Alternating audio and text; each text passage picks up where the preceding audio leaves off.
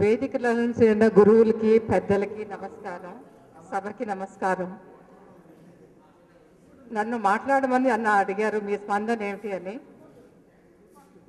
నాకు జ్ఞాపకాలుగా 2007లో యోగానంద్ గారు ఈ కార్యక్రమం చేద్దాము అనేసి ఒక తలంపుతో అందరినీ ఎక్కడెక్కడ ఉన్నారో వాళ్ళందరినీ వాళ్ళ అడ్రస్లు తెలుసుకొని, ఫోన్ నెంబర్లు తెలుసుకొని వాళ్ళందరినీ ఇన్వైట్ చేసి చెయ్యాలి అని ఒక సంకల్పంతో స్టార్ట్ చేశారు.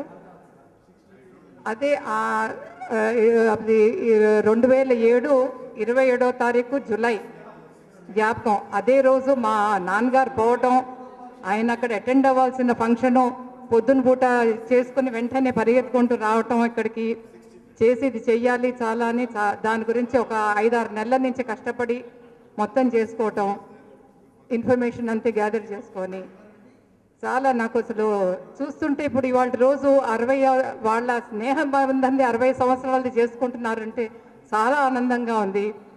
మన అందరం ఈ విధంగా కలవటానికి ఒక అవకాశం, వాళ్ళ ఫ్రెండ్స్ అందరూ కలవటం, చిన్ననాటి జ్ఞాపకాలన్నీ గుర్తులన్నీ తెచ్చుకుంటూ అందరూ ఆనందపడటం, అసలు గురువుల్ని సన్మానం చేయటం ఈరోజు అసలు మమ్మల్ని కూడా దాంట్లో ఒక భాగంగా కలుపుకొని చాలా ఆనందం వేస్తున్నది చూస్తుంటే. తర్వాత ఇది ఇక్కడితో ముగియకుండా ఏంటంటే ఇట్లాగే తరచూ ప్రతి సంవత్సరానికి ఒకసారి అందరూ కలుస్తూ ఉంటే బాగుంటుంది. ఇప్పుడు అందరూ ఎట్లా రిటైర్ అయిపోయినారు, సో ఒకరికొకరు ఈ రకంగా సహాయంగా కూడా ఉండొచ్చు అని ఒక ఉంటే ఇప్పుడు అంటే తెలుస్తూ ఉంటుంది మనకి. అంటే భర్తలు పొద్దు పొజిషన్లో వచ్చారు, దాన్ని చేసుకున్నారు, రిటైర్ అయిపోయినారు. మా భార్యలుగా మనం కూడా వాళ్ళతో సమంగా ఒక రిటైర్డ్ లైఫ్ గడుపుతున్నాం. సో ఈ సమయాన్ని కొంచెం మధ్యలో సంవత్సరానికి ఒకసారి కలుస్తూ సద్వినియోగం చేసుకుంటే అవకాశం బాగుంటుంది అనిపిస్తున్నది. అదే తర్వాత ఇప్పుడు ఏంటంటే ఇక్కడ ఫోటోలు వాళ్ళని చిన్నప్పుడు మనం చూడలేదు, వాళ్ళు చిన్న వయసులో ఉన్నప్పుడు చూడలేదు. ఇప్పుడు చూస్తుంటే వింతగా వాళ్ళని అసలు మనం గుర్తుపట్టేట్టుగా లేదు. చాలామందిని అనుకోవటం వాళ్ళ భర్తలు ఇందులో చూసి పట్టకుండా ఉండకపోవచ్చు. నేనే గుర్తుపట్టలేదు.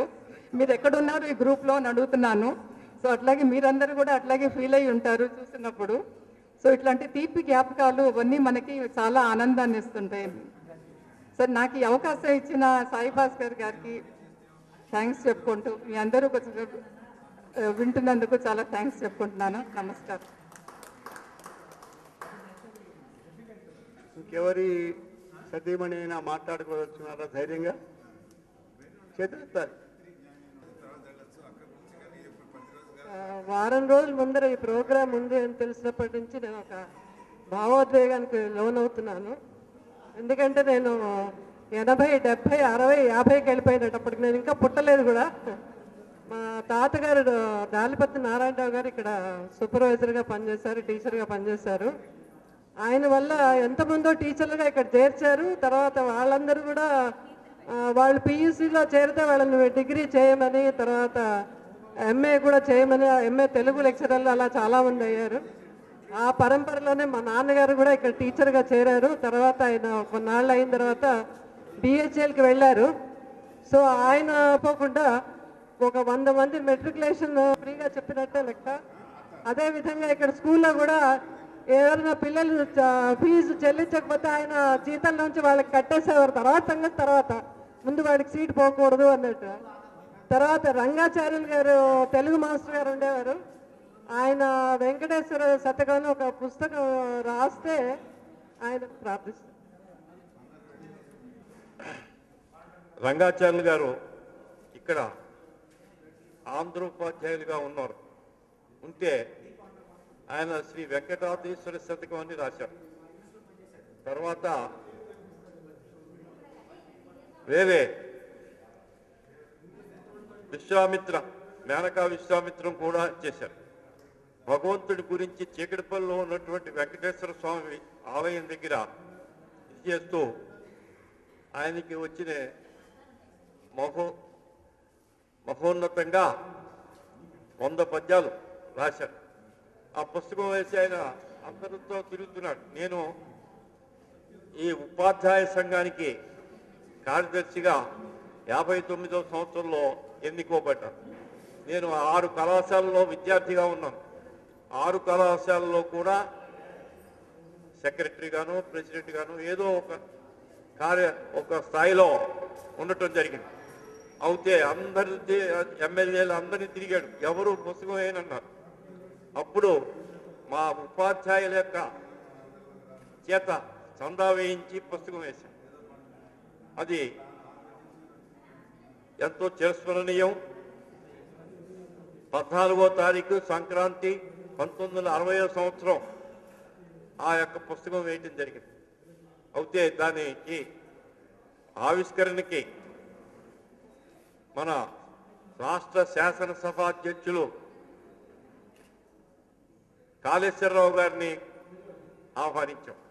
సభాధ్యక్షులుగా మాడపాటి హనుమంతరావు గారు, లెజిస్లేటివ్ కౌన్సిల్ చైర్మన్ గారిని పెట్టాం. దివాకర్ల వెంకటావతాని గారు, మన ఇక్కడ ఉన్నటువంటి అన్ని ఆంధ్ర పాఠశాలల యొక్క తెలుగు ఉపాధ్యాయులందరినీ అందులో ఆహ్వానించడం జరిగింది. అయితే ఆయన వచ్చేసారు. వచ్చేసి 8:00కే సభ అన్నాం. ఇండియన్ పంక్చువాలిటీ బట్టి 1 గంట ఆలస్యం ముందుగానే వేశాం. అయినప్పటికీ వీళ్ళందరూ ఛాయ్ తాగడానికి వెళ్ళిపోయారు. 600 మంది వచ్చారు. అయితే లేట్గా వస్తే ఏంటి అని చెప్పి కాళేశ్వరరావు గారు కోపడ్డారు. ఆయన వచ్చినప్పటికీ వచ్చేసారు. అందరూ మన తేనెటీగలు వచ్చేసినట్టుగా వచ్చేసారు. వచ్చేస్తే ఆలస్యమైందనేటటువంటి ఆలోచనతో పుస్తకం వచ్చేసి ఏంటంటే ఈ పుస్తకాలు మన పేపర్ చదువుకున్నట్టుగా ఇలా చదువుతాం, అలా పడేస్తామన్నాడు కాళేశ్వరరావు గారు. ఈయన సౌమ్యుడు, మాడపాటి హనుమంతరావు రేమ. దివాకర్ల వెంకటావధాని గారికి రేపు ఈ యొక్క పుస్తకావిష్కరణ ఉందని చెప్పిన 9ంటికి తీసుకెళ్ళి ఇచ్చాం 100 పద్యాలు. కవి కాంతదర్శి విద్యా విశారద కవి అంటే మామూలు విశ్వశ్రీయం కావ్యం అంచేత కవి అంటే ఇంత లోకువా అని చెప్పేసి దివాకర్ల వెంకటావధాని గారు వరుసగా ఆ పుస్తకంలో ఉన్నటువంటి పద్యాలన్నీ నోటితో చదివి ఎప్పుడు పట్టాడు. రాత్రి 9ంటికి ఇచ్చాం పుస్తకం. ఈ పుస్తకం రాసిన ఆయన కన్నా ఎక్కువ 25 పద్యాలు చదివేశాడు. ఆ యొక్క రచయితకి, గ్రంథకర్తకి కూడా తెలియనటువంటి కోణాల్లో ఆ పుస్తకంలో ఉన్నటువంటి మహోన్నతమైనటువంటి మకుటాయమైన విషయాలన్నీ కూడా చెప్పి సభకి ఈ విధంగా నాన్ ఋషి కవి, ఋషి అయిన వాడే కవుతాడు, విద్యా విశారదుడినే కవుతాడు అంచేత ఇంత విధి అని చెప్పి ఇచ్చేశారు. తక్కిన కవులందరూ కూడా పాఠశాల ఉపాధ్యాయులు చేశారు. అప్పుడు ఈయన కూడా చెప్పాడు. అయితే దాంట్లో ఆ పుస్తకంలో 25 లైన్లు పంక్తులు కలిగినటువంటి డబుల్ సోనెట్ లాగా రాశాడు. బలి నూత రత్నమణి బాసుర దివ్య కిరీట మౌదలన్ వెలగ విశాల పాల సమవీధిని విస్ఫుర దూర్ధ పుండ్రముందలుకులు కృమ్మరింప నయనమ్ముల నార్త జనావన ప్రభాకలిత విలోకనామృతము కమ్మని చెక్కులు చేరగట్ట పేసల తరహాసములు పెదవి సందుల వెన్నెల నులకపోయగా గలమున వైజయంతి మధుకర సుగంధము తుందుచుండ విస్తుల విపులోన్నతోరుమున సుందర కౌస్తభ రత్నకాంతి కన్నులు మిల్మిట్లు గొల్పగా ననూన వినీల శరీర శోభలుజ్వల కనదీంద్ర మణిజాల విదిత్తి సూరింపచేయగా గలమున చేయగా తెలుగుల పుణ్యమో ఎరడి తీరున్న తిరుపతి 7 కొండలను వెలసిన వెంకటేశ నిన్ను ప్రీతిని భావన చేసినంత కోమల శతపత్ర సుందర సమంచిత కంజము పాల భాస్కర సులలిత భాగ అందులో కొంచెం వయస్సు చేత 83 సంవత్సరాలు వయస్సు చేత ప్రలలిత రాగరంజిత కర ప్రకాదర లీల పుల్లమై వెలసినట్లు వికాసితమయ్యే మదీయ భావము దళదరాచ యశంబును కాని ధనంబును కాని కొరగా దలచినంతు నెంచకు తద్విలాస నీ యొక్క ఇది చూస్తే శతమాన సుందర ప్రసన్న గుణాకర శ్రీ వెంకటేశ్వర అని చెప్పారు. 28 లైన్లో ఆ వెంకటేశ్వరుని యొక్క శిరస్సు దగ్గర నుంచి పాదాల దాకా అది గొప్ప వర్ణనగా చెప్తూ ఈ అవకాశం వచ్చింది కాబట్టి ఈ విషయాలు చెప్తారు. ఈ విద్యాలయంలో పనిచేసినటువంటి ఉపాధ్యాయులు వారు నిస్వార్థంగా మనసా వాచ కర్మేణ వారు చేసినటువంటి ఏర్పాటు చేసేయండి సార్. అయిపోయింది సార్. ఇదే కదా ఇది ఇక్కడ రైట్. Okay sir. ఇది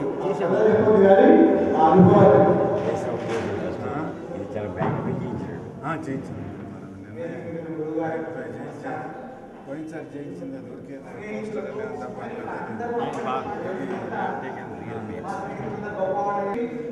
ప్రత్యేకించి మాట్లాడలేదు బాధ. ఎందుకంటే మన వేద సంస్కృతిలో మొత్తం ఏంటంటే మాతృదేవోభవ అంటారు కానీ పితృదేవోభవ అంటారు. ఎందుకంటే తల్లి కడుపులోనే బిడ్డ ఒక భాగంగా పెరుగుతుంది. తల్లి యొక్క మనస్సు, తల్లి యొక్క ఆహారం, తల్లి యొక్క ఆలోచనలు అన్నింటినీ పంచుకొని బిడ్డ పెరుగుతుంది. ఆ బిడ్డ తల్లిలో భాగంగానే పెరుగుతుంది. తల్లి కేవలం బీజ పదార్థం మాత్రమే. అందువల్ల తల్లి తన గర్భంలో శిశువు రూపం ధరించినప్పటి నుంచి ఆమె ఏమేమి ఆలోచనలు ఆలోచిస్తుందో తల్లులు మొదట మనకి జీవితంలో అందరికంటే ముఖ్యమైన పాత్ర వహిస్తారు. అందువల్ల ఈ తల్లులకు మనం మర్చిపోవడానికి కాస్త అజ్ఞానం అనిపించింది. దేవోభవానంలో అంత విశేషం ఉంది. దేవత అంటే అందరూ అనుకుంటారు గుళ్ళో పెట్టి పూజ చేసే దేవత. ఆ దేవత అక్కర్లేదు. వేదంలో సంస్కృతంలో దివ్వ అనే ధాతువుకు క్రీడ, విజిగీష, వ్యవహార, యుక్తి, స్మృతి, మోద, మత, స్వప్న, కాంతి, గతి అని ఇన్ని అర్థాలు ఉంటాయి. దాంట్లో ఒక అర్థం తీసుకుంటే జ్ఞానము అని, వెలుగురు అని, వెలిగేది అని అర్థం. అటువంటి మొదటి దేవత తల్లి. ఆ తల్లి రూపంలోనే మనం చదువుల తల్లి అంటాం, ఇంకో తల్లి అంటాం. కానీ ఆ తల్లిని మనం మర్చిపోతే సంఘం బతకదు. అందువల్లనే తల్లి యొక్క పాత్ర సంఘానికి అన్నిటికంటే మించిన పాత్ర. తల్లి పెంపకంలోనే పిల్లలు పెద్దవాళ్ళు అవుతారు, తర్వాతనే తండ్రి. ఎందుకంటే ఎప్పుడైతే ఉపనయనం చేస్తాడో తండ్రికి గర్భంలో కొడుకు పుట్టినట్లు లెక్క. ఆ తర్వాత ఆచార్యుడు వస్తాడు. అందువల్ల మాతృదేవోభవ, పితృదేవోభవ, ఆచార్య దేవోభవ అంటారు. అందువల్ల మనం తల్లులు అంటే ముఖ్యంగా చెప్పేది తల్లులకు ఎట్లా ఏదో 5వ క్లాసులో కలుసుకున్నాం, భోజనం వెళ్ళిపోయాం అనుకుంటా. ప్రొఫెసర్స్ వాళ్ళందరూ వాళ్ళ యొక్క మనోభావాలు ఎంత చక్కగా ఉంటాయో. కొంతమంది మిత్రులు అంటున్నారు భోజనాలు తగ్గిపోతుంది, భోజనం కొంతమంది ఉండరు. అప్పుడు జరిగిన ఇన్సిడెంట్స్ ఏమన్నా ఒకటి సరదాగా చెప్తారా అంటే, జంగరావు సార్ క్లాస్లో ఒక గమ్మత్తు జరిగింది. వారికి గుర్తుందో లేదో నాకు తెలియదు, చెప్పంటారు జంగరావు సార్? నీ గురించే బాబు.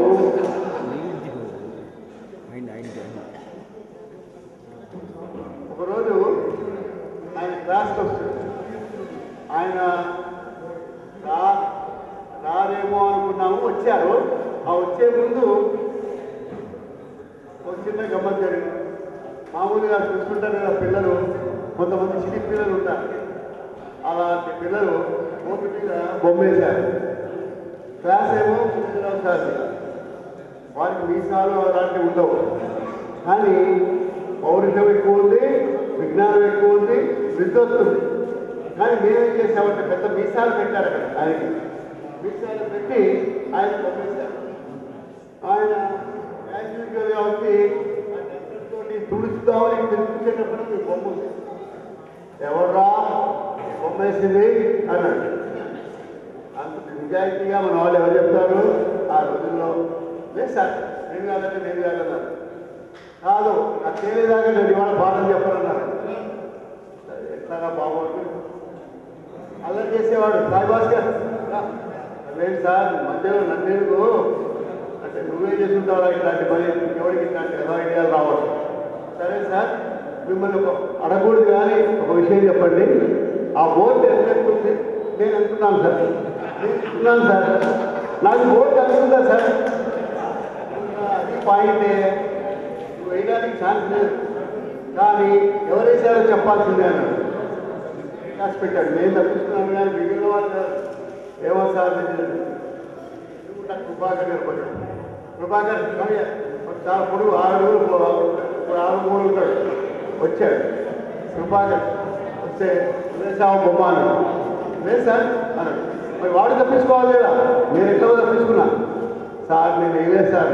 నువ్వే వేసావు అంటే, సార్ అంత కిందకి నేను ఎట్లా ఉంగేస్తాను సార్, నేను కొడుకుగా ఉన్నాను కదా అన్నాడు. ఓహో ఉంటాడు వాడు తప్పించుకోడు.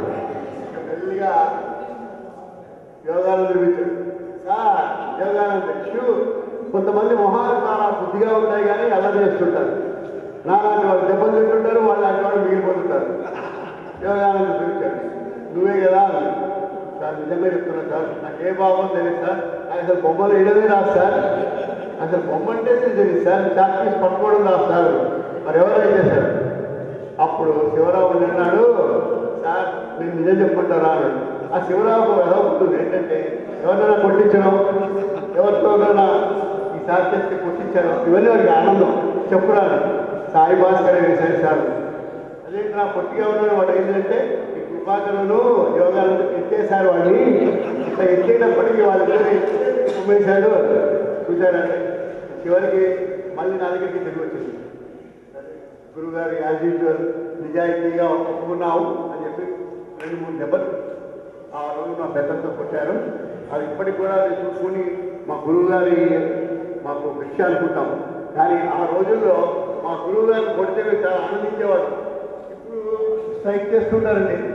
ఏరా అంటే ఎలా అంటావా అని కాళ్ళ మీద ఎగబడతారు. ఏమన్నా కొడితే పిల్లలు వెళ్ళిపోతారు స్కూల్కి. మా పిల్లలు ఎందుకు కొట్టారు తప్పు అని. అమెరికాలో అయితే జైల్లో కూడా పెడతారు. నాకు ఆ విషయం తెలియదు. ఎవరో మా ఫ్రెండ్ ఎవరో అమెరికా వెళ్ళాక వాళ్ళ మనవాడిని కొట్టేటప్పటికి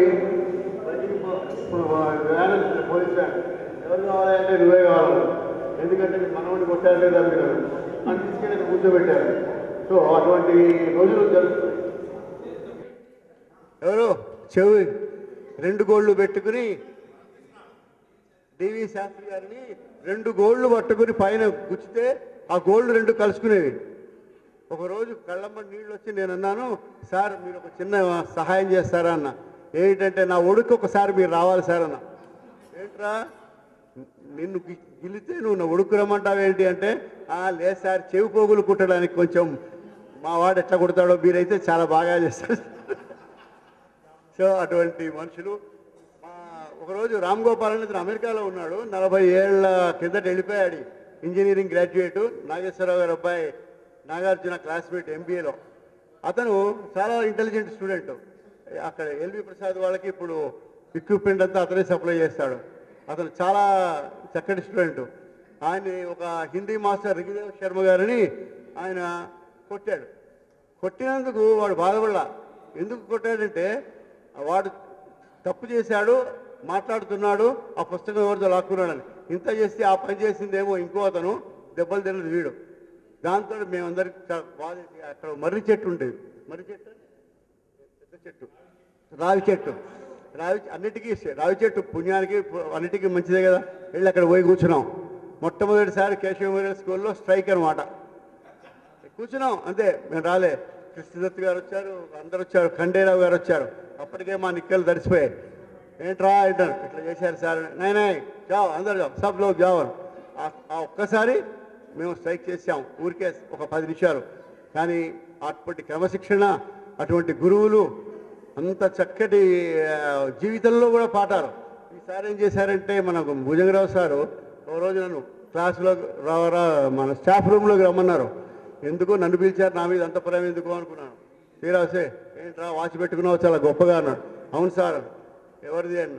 రామ్ గోపాల్ వాళ్ళ నా అన్నయ్య ఏమో జకోస్లోవేకియా వెళ్ళొచ్చాడు, బిహెచ్ఏలో పనిచేస్తాడు, ఇంజనీర్ అయినా వాడు తమ్ముడికి తీసుకొచ్చాడు. నువ్వెందుకు పెట్టుకున్నాను? సరదాగా పెట్టుకున్నాను సార్. అది పగిలిపోతే అద్దమన్నా వేయించగలవా అన్నాడు. లేదు సార్ వేయించలేను.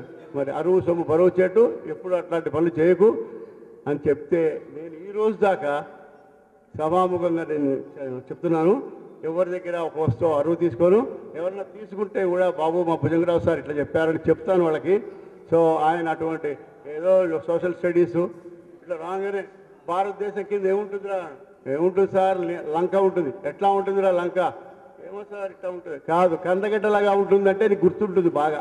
కందగడ్డలాగా ఉంటుంది అని అటువంటి ఉపమానాలు చెప్పి మమ్మల్ని బుర్ర లోపల చక్కగా అవగాహన చేసే గురువులు, వారికి సభాముఖంగా పాదాభివందనం చేసుకుంటూ ప్రతి సంవత్సరం నేను నాదే ఉండొచ్చు.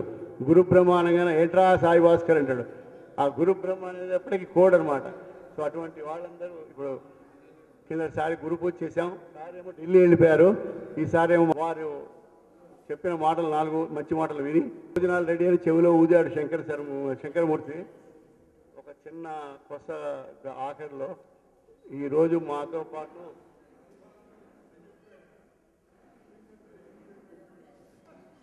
ఇట్లాంటి సందర్భాల్లో మా ఆవిడ ఏమంటుందంటే కేక అంటుంది.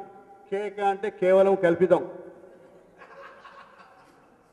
ఇందులో సహం కరెక్టు, సహం తప్పు. ఆ సహం ఆయనకి తెలుసు, నాకు తెలుసు.